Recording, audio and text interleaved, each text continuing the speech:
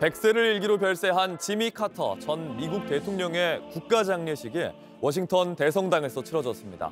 고인의 마지막 가는 길에 전 현직 미국 대통령 5명이 모두 참석했습니다. 정강현 특파원이 현장 취재했습니다.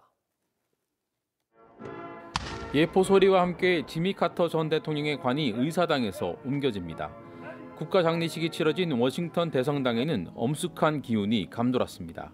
조금 전 카터 전 대통령이 안치된 관이 이곳 워싱턴 대성당으로 들어갔습니다. 전현직 미국 대통령 5명이 참석한 가운데 국가 장례식이 엄수되고 있습니다. 생전 고인의 당부에 따라 바이든 대통령이 추도사를 했습니다.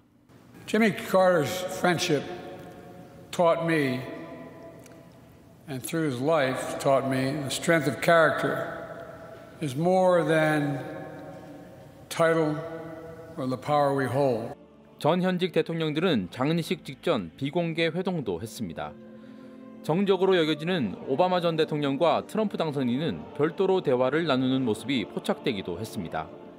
제39대 미국 대통령인 카터는 1977년 백악관 입성 이후 후한 평가를 받진 못했습니다.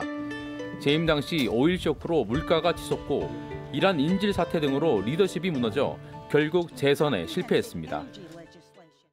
하지만 퇴임 이후 그의 생애는 더 빛나기 시작했습니다.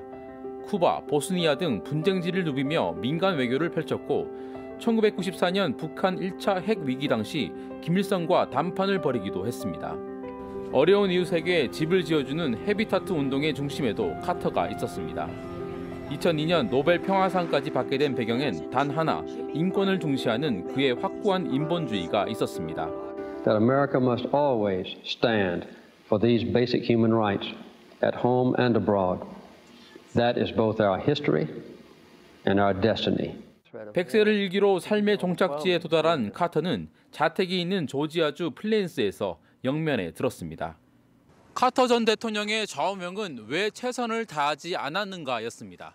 하지만 이곳 워싱턴 대성당을 가득 메운 조문 행렬은 그가 지난 100세의 삶을 최선을 다해 살아냈음을 증언하는 것처럼 보였습니다. 워싱턴에서 JTBC 정강현입니다. 아침엔 앵커 정재우입니다. 지금 이 기사 가장 먼저 매일 아침 7시 반에 보실 수 있습니다. JTBC 뉴스 채널을 구독해 아침엔과 하루를 시작하세요.